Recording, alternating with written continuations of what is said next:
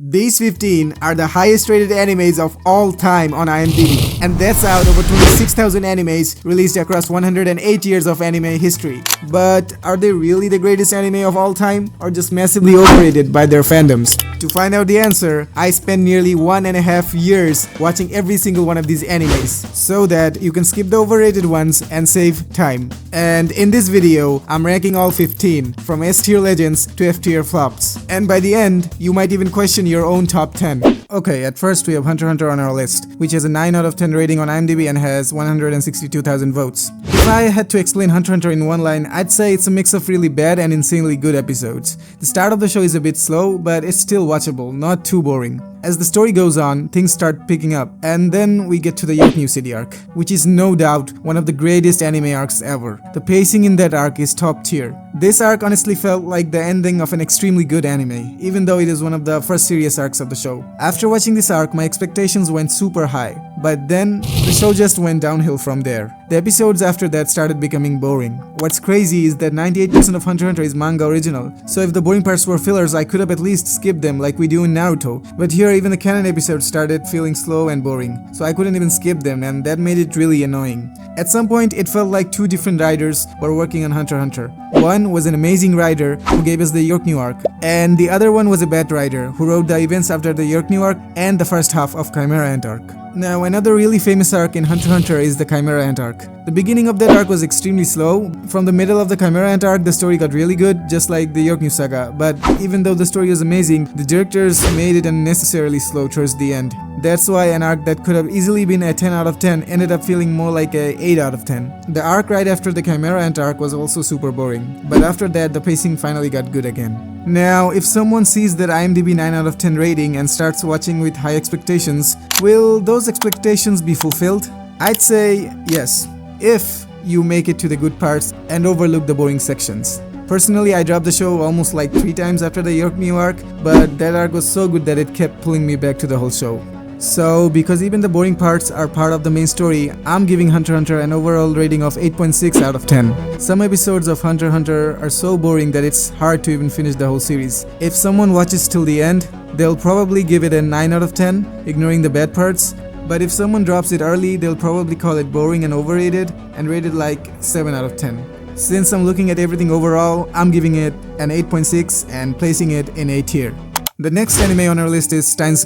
It has a rating of 8.8 out of 10 and 82,000 votes on Imdb. So, does it deserve that high rating? Well, Steins falls under the time travel and thriller category, and boy does it deliver. It starts off pretty slow with some fun and weird moments, but that helps you get to know the characters. Then, around episode 12, everything changes. The story takes a crazy turn and gets way more serious. The show keeps surprising you, and since you care about the characters by then, the twists hit even harder. Before watching it though, keep in mind in the first episode you'll understand almost nothing. So don't judge the show by just that one episode. Personally, for me, the first 3 episodes felt really slow, but after that I thought the pacing was just fine. Not too slow, not too fast. From what I've seen on social media and heard from other viewers, a lot of people feel like the show really picks up around episode 12. So yeah, the pacing kind of depends on the person. I'm trying to be as logical as possible with my ranking here, so I'm also gonna share what others besides me think of these animes. But one thing almost everyone agrees on is that this show is a masterpiece. Steins Gate is without a doubt the best anime in the time travel genre. The first season definitely deserves its high rating. I'd also give it an 8.8 out of 10. My advice is just go and watch it. I'm 99% sure you will love it. The show is almost perfect in what it's trying to portray. And it's just not the first season that's great. The movie is amazing too.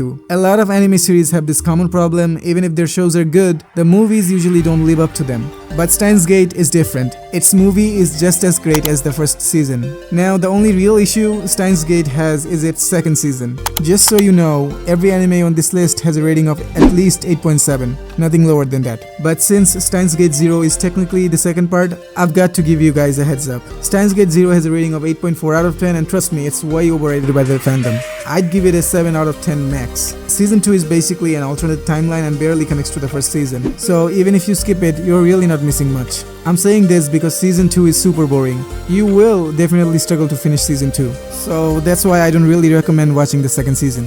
Since only the first season of Steins Gate made it to the top 15, I'm overlooking the second season and ranking Steins Gate season 1 in S tier. But just to be clear, it will be at the bottom of the S tier in the future because the other S tier anime on this list are even better. Next on our list is Haikyuu, which many people consider to be the greatest sports anime of all time. Haikyuu has an IMDb rating of 8.7 out of 10 with around 44,000 votes. If we talk about Haikyuu, its character building is good and the thrilling vibe during the matches is really well done. The animation is also solid, but overall, it doesn't feel exceptional. I think it could have been even better.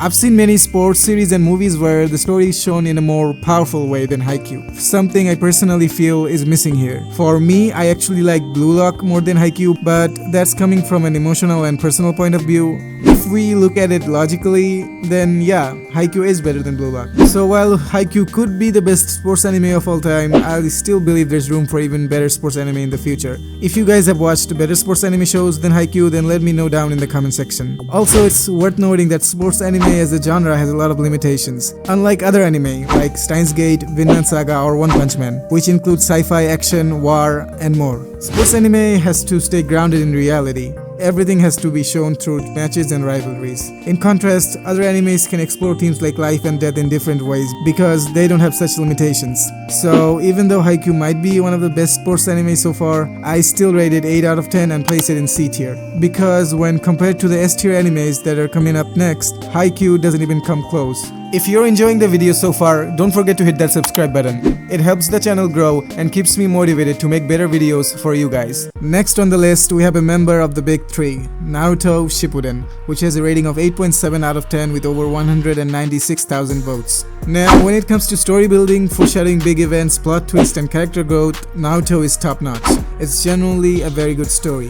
The story, and by that I mean the Naruto manga, definitely deserves a spot in the S tier. But does the anime deserve that same spot? The Naruto Shippuden anime has almost 200 filler episodes. That's more than 90% of the animes out there, and people often forget about those 200 episodes when they rate the show. This doesn't just apply to Naruto. Whenever a show has some top tier arcs, people tend to forget the slow, boring parts in between. Naruto Shippuden suffers from this problem a lot. If we talk about the 4th Great Ninja War arc, the arc itself was really good. But to ruin that good arc, Naruto's filler episodes went all out to annoy fans right in the middle of it. Whenever there was an important fight going on, and in the middle of that, the director subbed in 10 to 20 filler episodes, which was super annoying. It felt like for every 10 manga original episodes, they added 20 fillers. For those of us who finished Naruto Shippuden after the show ended, even we got tired of skipping filler episodes. So I can only imagine how frustrating it must have been for people who watched it weekly while it was airing. Just one episode per week and then a random filler drops. Out of 500 total episodes, 200 are fillers, and dropping them during some of the most important moments completely ruins the flow of a great anime. If we look at the overall picture, Naruto Shippuden has a rating of 8.7, but OG Naruto and Boruto don't have high ratings. And to watch Shippuden, you need to finish the OG Naruto first. When I first started watching OG Naruto, I thought about dropping it several times, but fans back then told me keep watching it gets better. And they were right, it really does get better.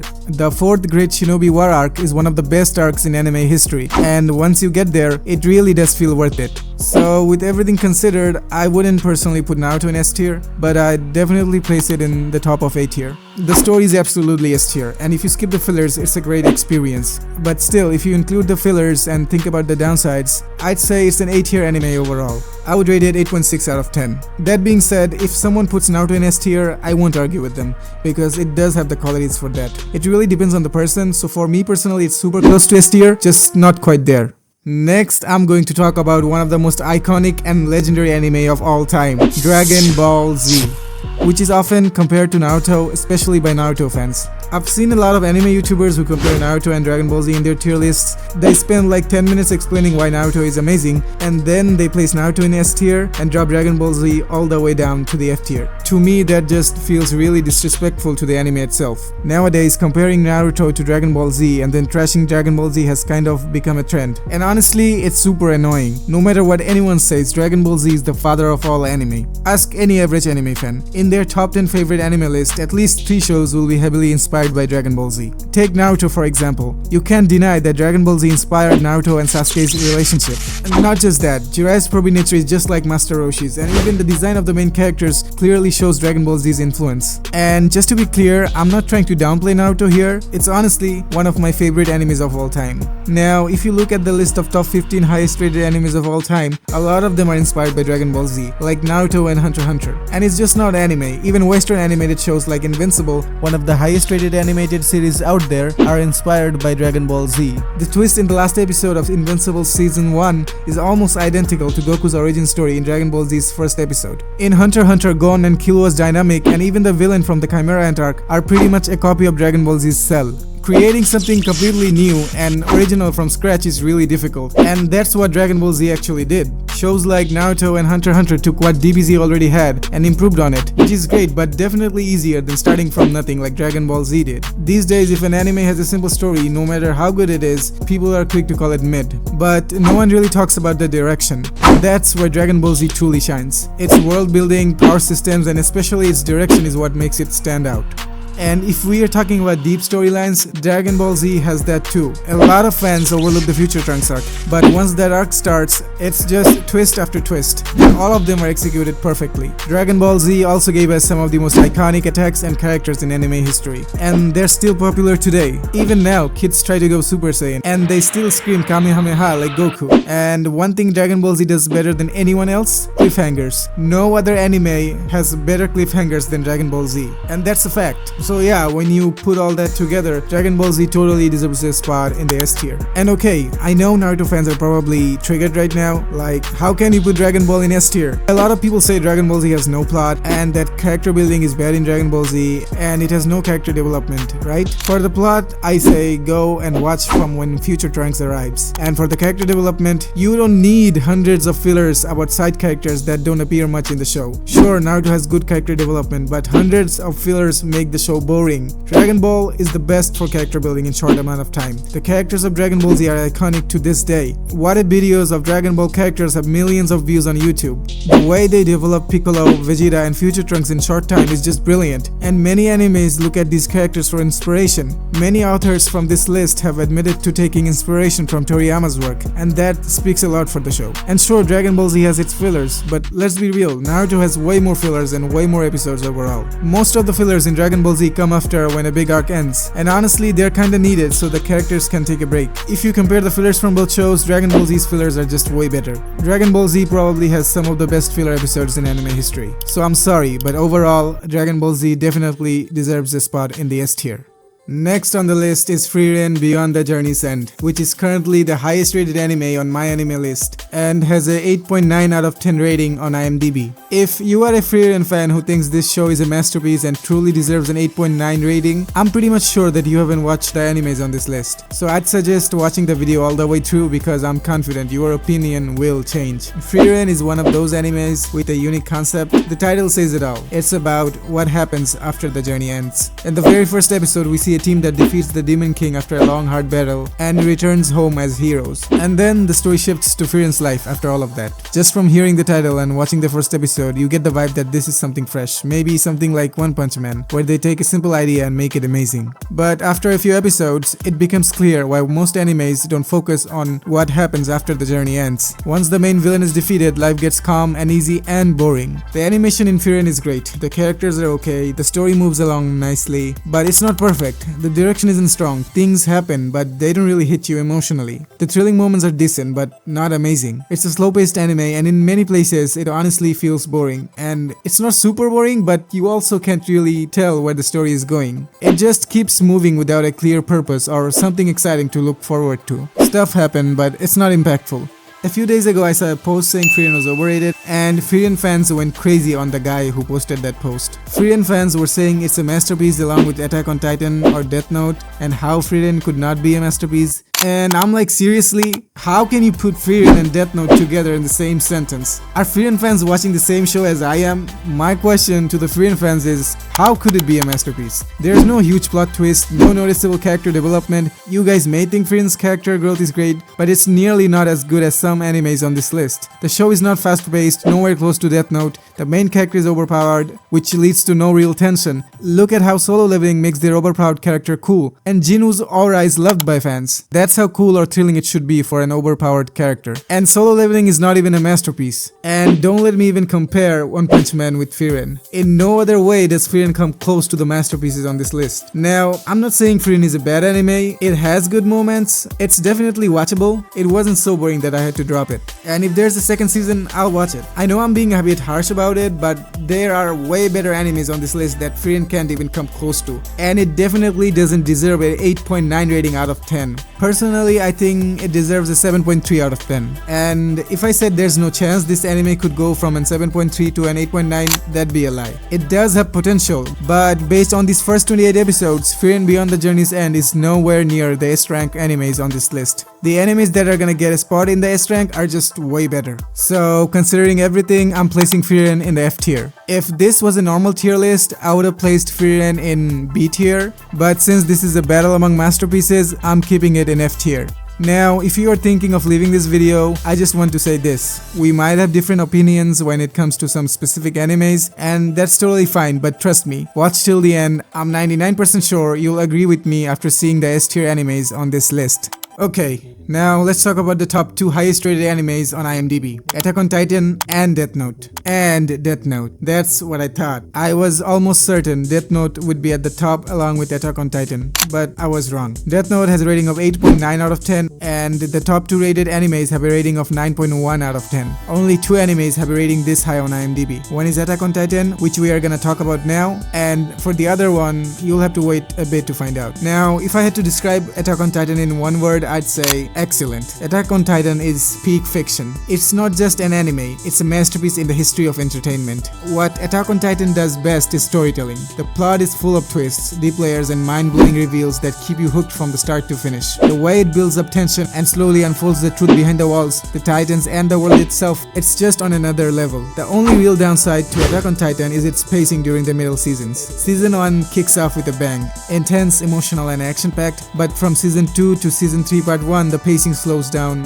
quite a bit. It's not super bad, the pacing, but it definitely feels more drawn out. However, once you get past that, the pacing improves drastically. From Season 3 Part 2 onwards, it's non-stop greatness. Just keep this in mind before watching. Now, the theme and the dark world of Attack on Titan might not be everyone's cup of tea, but this is one of those rare shows where even if it's not your type of genre, it's still so good that you'll likely end up loving it anyway. A lot of fans dislike the ending because of the major twist in Season 4, but honestly, if that twist didn't happen, I don't think the show would be as legendary as it is today. It was unique, shocking, and completely unpredictable. No one saw it coming, and that's exactly what elevated it. So, is Attack on Titan the greatest anime of all time? I'd say yes, at least for now. The story is that good, and its 9.1 IMDb rating is totally deserved. That being said, because of the slower mid-seasons, I'm not 100% sure it should be permanently at the number 1 spot, but for now it holds the number 1 spot in my S tier. Let's see if it can keep that place after I finish the next anime on my list. Now let's talk about Death Note, which is also known as the greatest anime of all time by many fans. Death Note's rating is 8.9 out of 10 in IMDb and has 421,000 votes, which is the highest votes in this list. Many anime fans start their journey with Death Note and become anime fans after watching it, but later in their life they never find anything equal to Death Note. If you guys haven't watched Death Note, then what are you guys doing in life? After finishing the video, do nothing else and just start watching Death Note. Death Note is one of those animes that just hooks you from the very first episode. It wastes no time. Within minutes, you're already deep into a dark, intense game of cat and mouse. What makes it so good is the constant battle of wits between Light and L. It's not about flashy fights, it's about mind games, strategies, and trying to stay one step ahead.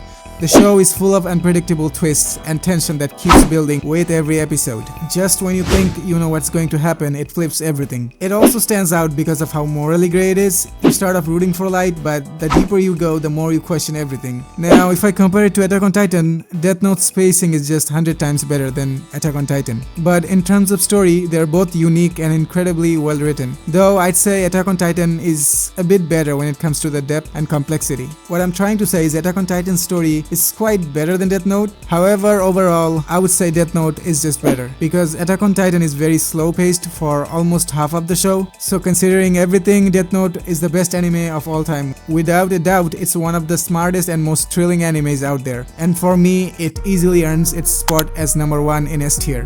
But there's still another anime that also has a rating of 9.1 out of 10. Can that anime overthrow Death Note? Well, stick around till the end to find out the answer.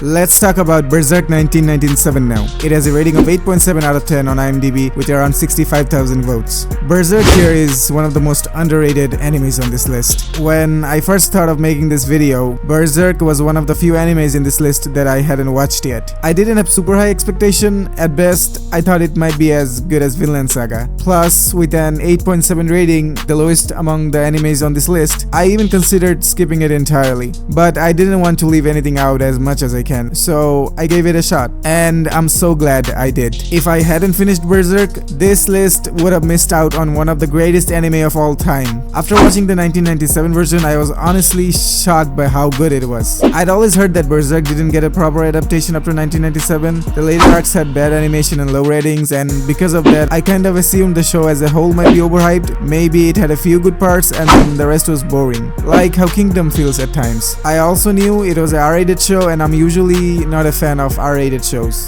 but Berserk really surprised me. The pacing is amazing and it's super easy to binge. I finished it in just 3 days, and I could have wrapped it up in 2 if I wasn't a bit busy. Berserk is a dark fantasy with strong elements of war and tragedy, and trust me, I'm someone who usually doesn't even like shows in this genre, but I still ended up loving every second of Berserk. What really shocked me is how it never got a proper season 2 after the 1997 anime. Like, how do you not continue a masterpiece like this? It took them over a decade to bring it back, and when they did, the adaptation was just plain bad. I think one of the big reasons Berserk hasn't gotten the quality adaptation it deserves is because it's R-rated. That kind of stuff keeps younger audiences away, which makes it less popular. Personally, I'm not a fan of those extreme scenes either. I think they can leave a bad impression on your mind, and when those scenes happen, your parents always walk in your room. So I would say skip those scenes while watching. And honestly, I believe Berserk would still be just as impactful without most of them, except maybe one scene in the final episode. But they still could have handled it in a way that doesn't show anything graphic, but still lets you know what's happening. Keep in mind, Berserk came years before Death Note and Attack on Titan, and from what I've seen, the 1997 version was probably the best anime of its time. And even now, after all these years, if it gets the proper adaptation it deserves, Berserk still has a real shot at becoming the greatest anime of all time. In my opinion, the 8.7 rating is too low. I'm giving it a solid 9 out of 10, and I'm placing it at 3rd place in S tier.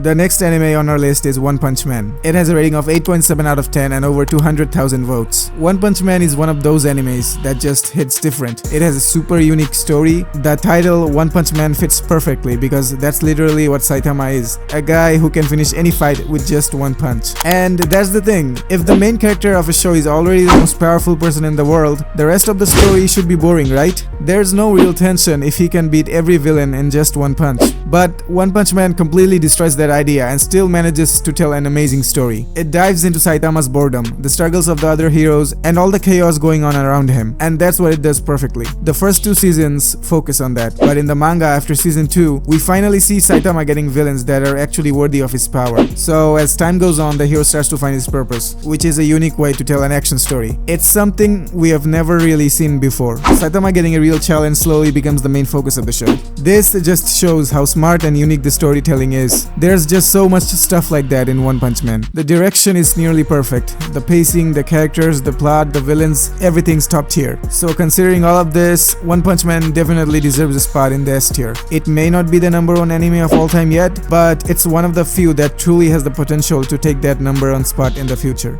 So I'm placing One Punch Man in S tier at number 4.